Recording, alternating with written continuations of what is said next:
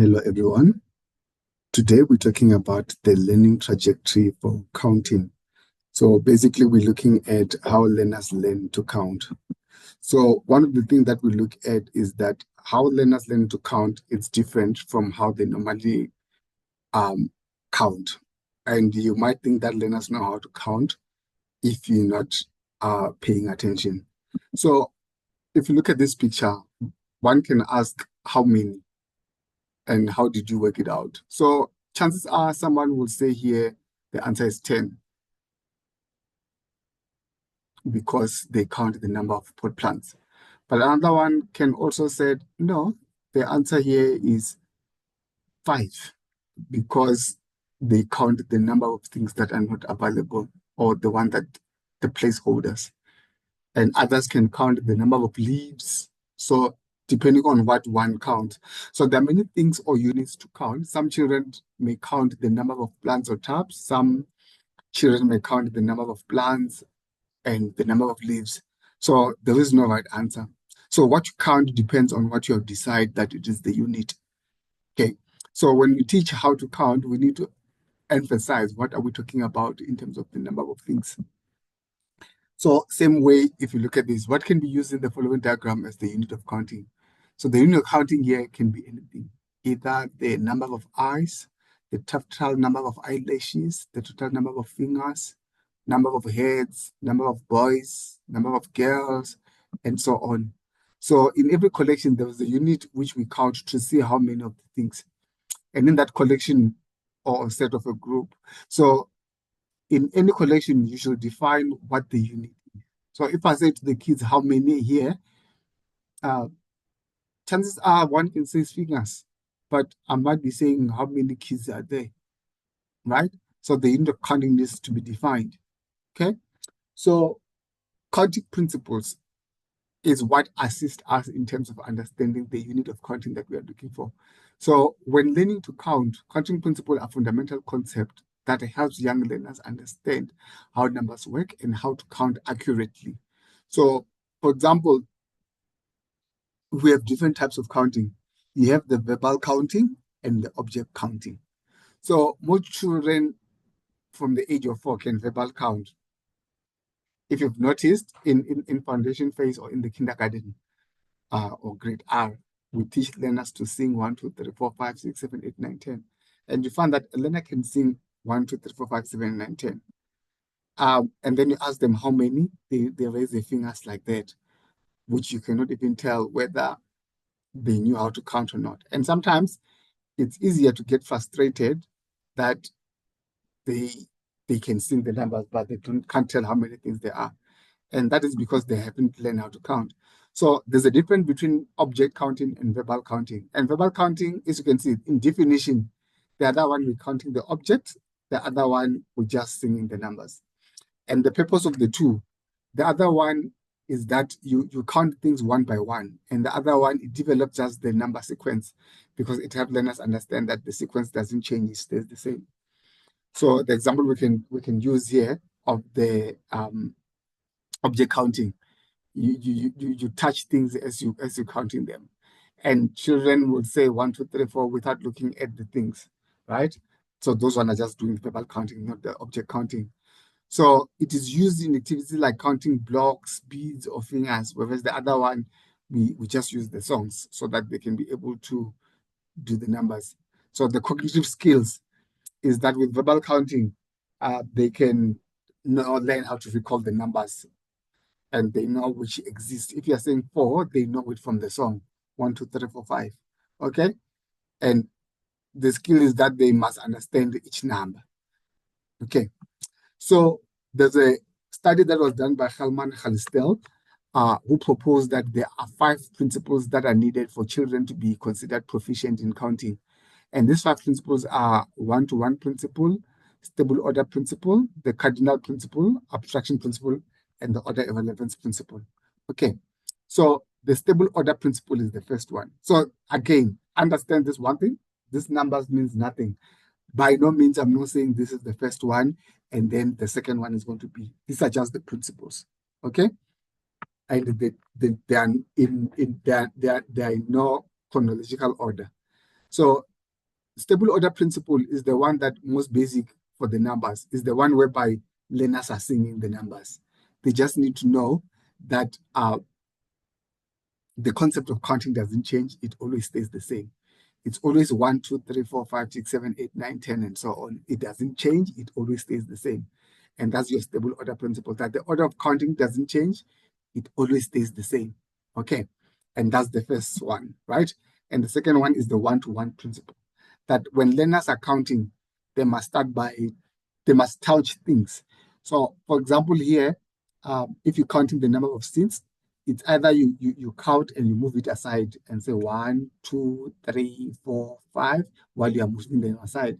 By so doing, this means that everything should be counted once and only once. And by moving them aside, it's like keeping record. Others just touch them and know that no, I haven't touched this once. It means that I haven't counted them. So which means that every number goes with the touch. And that is your one-to-one principle. Which means what? We're matching the counting and the numbers. Okay? And then to understand the one-to-one principle, children will need to recite the counting words in order, right? And or sometimes we make them sing, coordinate the touch of oral count so that they happen at the same time, pointing and touching.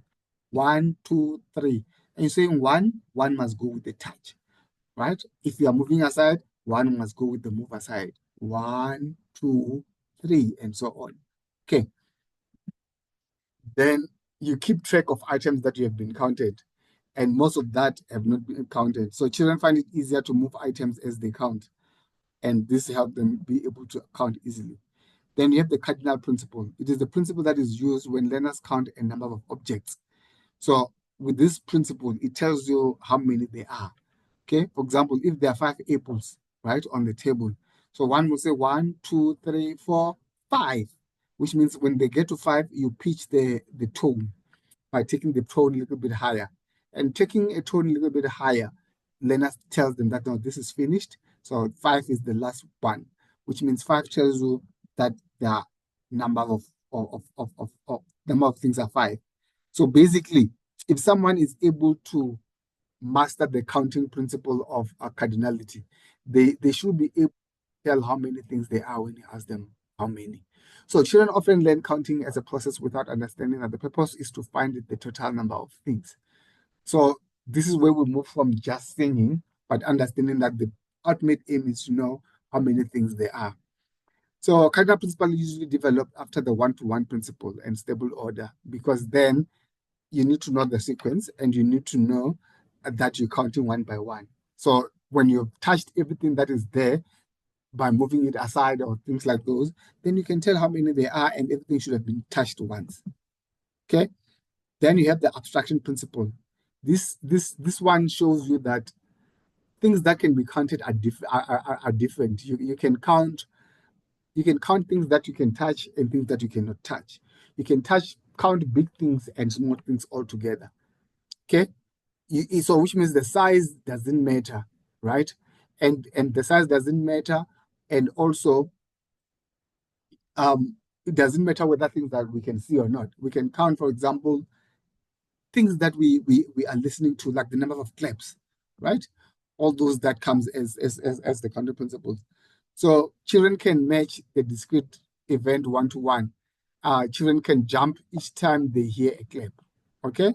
So by so doing, one can be able to know that we can count anything. The number of skip, the number of claps, I can count sweets combined with fruits and things like those. Anything can be counted. And the last one is the order irrelevance. The order irrelevance means that anything can be counted from any direction, right? So any direction, I can start from the middle as long as everything is counted. But it doesn't matter where you start from counting. I can start from the bottom to the top, or I can start from the top to the bottom. Everything should be counted. So understanding that the total number is a set of objects then will be the same as when objects are counted in another order. And that helps you understand that the order irrelevance, that you can count toward it any direction. Okay. So while these principles exist, there is also the the learning order or the how normally how the learning progressed. Okay, so the first one is that the first one learners start by matching the objects one to one, right? And this it can happen even though they're not counting, they're not matching the numbers and words. One to one, it can be matching the cups and saucers, for example. It can be matching the dots and the fingers. They're not counting, they're just matching. Like, for example, if you ask a learner that you give them 5 sweets and then there are 6 people up there and said, then go give the sweets. They will come back and says, Jerry didn't get, which means they match every sweet and every person, but then they couldn't have a sweet that matches with Rage. So this way they are doing the one-to-one principle. Secondly, they move on to comparison. They can compare which is more and which is less. Okay. And that's the second part of knowing how to count. So they don't know the numbers, but they can tell which is more and which is less. Again, with the learners, for example, especially in grade R, if you have 3 sweets and 5 sweets, they know which one is more because they can know whether you were fair by giving them 3 sweets when others have gotten 5.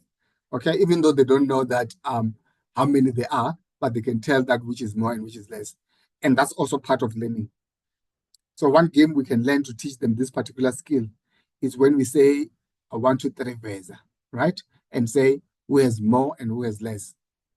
So if we are playing this game, other one hide the hand, and then when you show and said, okay, me now I have more, or when now you have more, or and vice versa.